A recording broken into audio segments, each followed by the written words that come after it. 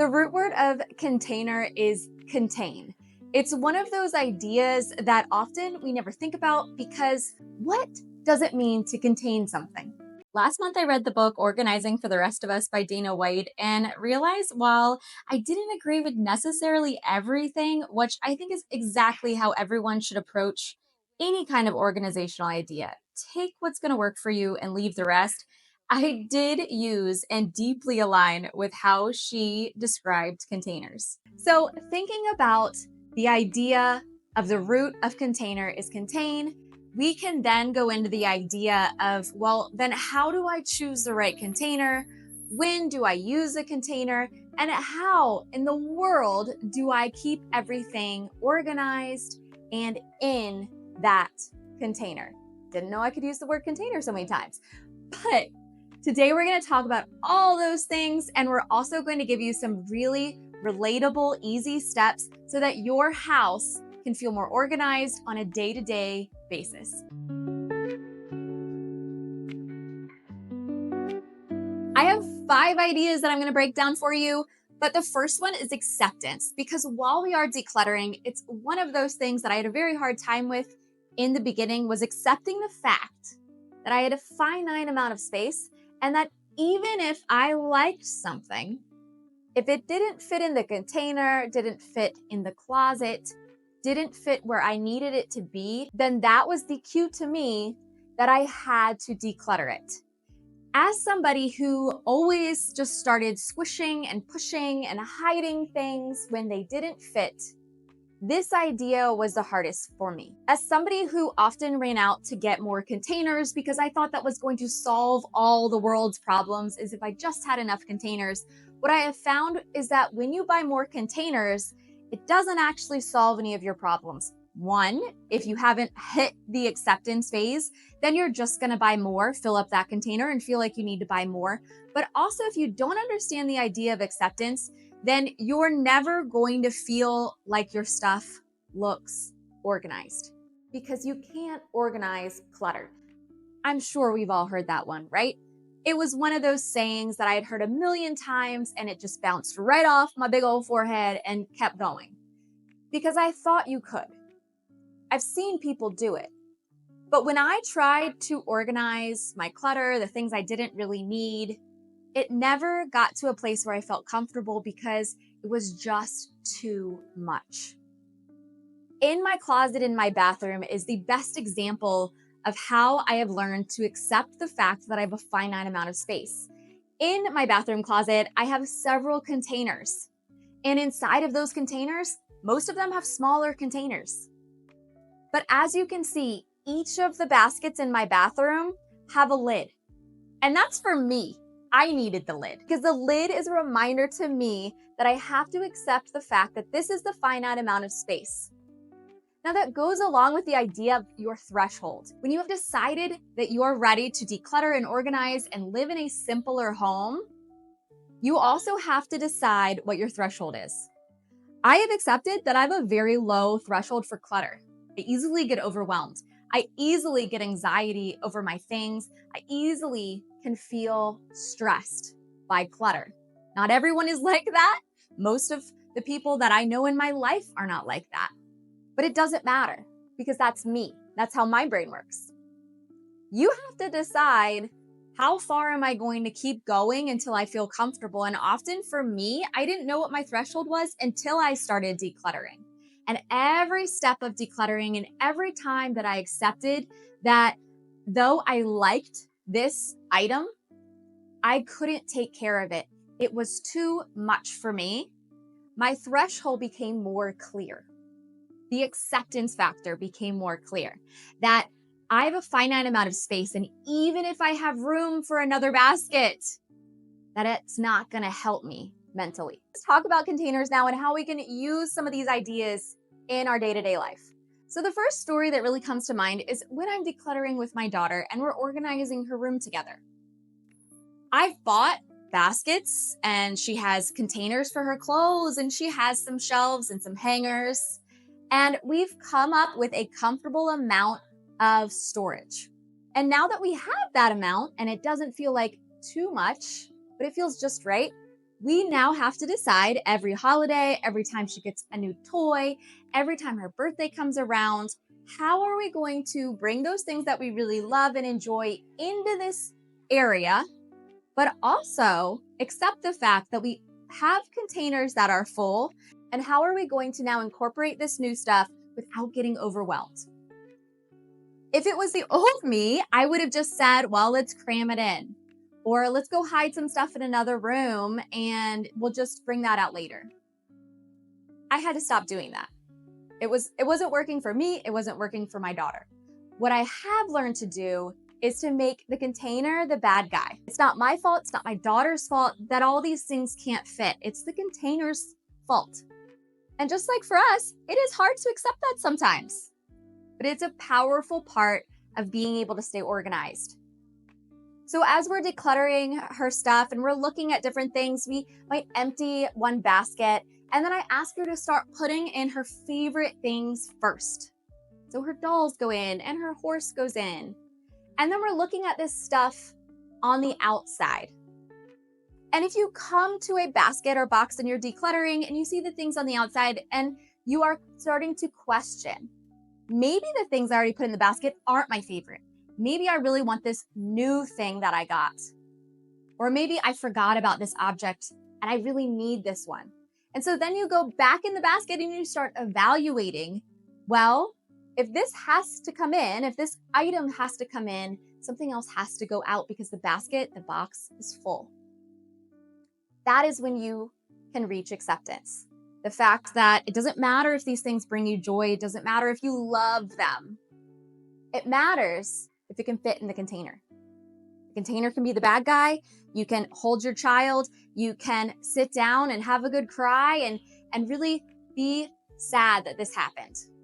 It doesn't change the fact that you have a container and it has to fit in that container. It sounds harsh, it sounds mean, but it's what we have to do for ourselves as well. And until I decided that I was going to live in the world of acceptance, that space is finite, that I'm not going to just run out and buy more and more until I get overwhelmed, because I'd done that pattern, repeated that pattern, and I was unhappy. But reaching the idea that our space is finite, and that if you have a container, you are going to treat that container as the bad guy. It's its fault. But that doesn't mean you're going to run out and buy a new bad guy. It means that in this space, this is the threshold I have of the things that I can take care of. I love this idea in my bathroom, again, when I have a medicine bin, because it helps me to remember that when I have too much medicine and the top of this container is exploding, sure, I might be ready for any chaos that might come my way, sickness-wise. But I can't control all that stuff. And that stuff is things that I can go out and buy again if that one sickness happens to come up. So when it comes to containers, whether you are helping your children or whether you're helping yourself, deciding and accepting that you have a finite amount of space and keep decluttering until it fits in that container. Some questions that I would love for you to ask yourself as you are decluttering that container and trying to fit your stuff in it is, 1, have I looked for this item? When is the last time I used this item? Would I even know that I had this item? Would I have gone out and bought this item again because I didn't know I had it? Was it a surprise when I came across this item, and was I shocked that I even had it? That was one that helped me a lot with my clothing, because often if you had a huge closet full of clothes, I would go in there and I'd just like, oh my goodness, I haven't seen that in 5 years. I can't believe I have this item. Or I didn't even know I had this. I already bought a new black shirt because I didn't realize I had this one. If that keeps happening to you, it's probably a good sign that you're over your threshold. I'm going to quickly and shamelessly promote that I would love for you to join the email list. It's down below. I only send about 1 to 2 emails a month, so it's not a lot, but usually they have a freebie and some great information for you. And also, if you haven't subscribed, then please join this community. It's an amazingly supportive group of men and women who are trying to declutter and simplify their lives. And if you are already decluttering here with us, then please throw a heart emoji down below. But Another great idea, which is something I didn't do in the beginning and it makes me so sad, but is to take photos. Take photos as you are decluttering. This YouTube channel, and when I started it, sure, I had already been decluttering a lot. But what I realized when I watch my oldest videos is there's so many things in those videos that I have decluttered. There are so many things that over this past 2 years, I've said, oh, wait, I don't really need this. This is overwhelming to me. I have too much and my threshold needs to go down a little bit more. And I love looking back at them because it reminds me how far I've come. So if you're not taking photos as you're decluttering, start with one in the beginning, do another in 5 or 10 minutes, and another at the end. It's amazing that even if you're just looking for trash or you're just decluttering one small basket, it does make a big difference in the feel, in the flow, and how you live in your home. And while you're taking those photos, start a timer. If you've watched any of my other videos, I have several that are about decluttering and starting timers. And I love this idea because as somebody who has ADHD, and even if you don't, if you are just somebody who often gets overwhelmed or scatterbrained by things, starting a timer really helps me to zone in and focus on the one task I'm doing right now. I use this rule now of setting timers for almost any task in my house, whether it's cleaning or editing videos or writing emails. It's a great way to remind yourself that these things really don't take as long as we think. Whether it's decluttering your front room and you think, no, I can't do it today because it's gonna take me hours. You'd be amazed. That's probably gonna take you 10 minutes, maybe 20. And starting that timer is also a great way to say, okay, I gave myself the 20 minutes and now I'm done and I can walk away and I can check it off and I can feel really successful that I put in the time I had to do something that is going to benefit myself and my entire family. And the last thing I want you to think about as you are containing your things, your clutter, is I want you to decide, like in your kitchen, if you have a set of dishes, if they're not fitting in your cabinet, it is okay to break it up. It's one of those very scary ideas. One of those things that I thought was almost morally wrong, right? Which is ridiculous to break up a set. But I did this with a set of yellow bowls that I had. Now, I don't have the yellow bowls anymore. 2 of them ended up breaking and I ended up getting a new bowl from my mom. But these yellow bowls, I had 3 of them. One of them was really small, almost like a cereal bowl. Then the other 2 were great and very useful. I ended up finally getting rid of the yellow bowl after really years of not using it. And it felt wrong. But at the same time, I was keeping something that I really was never using. And I bet you have some of those things in your home, whether it's in your kitchen, like it was with me, or in your bedroom, maybe you feel like you have to keep all of the throw pillows or all of the throw blankets because they go together. I'm telling you, you don't. That you could pick your favorites that fit your threshold, that fit in the container, and then the rest of them, the ones that don't fit, those can go. It's probably even something that somebody else is going to find useful. That small bowl, it was beautiful and useful for someone who needed it. And so I gave it away. And I haven't gotten anyone at my door knocking, asking for the other 2 yet. So it just goes to show that I think we put too much value on keeping sets together when you have to decide, is it serving you?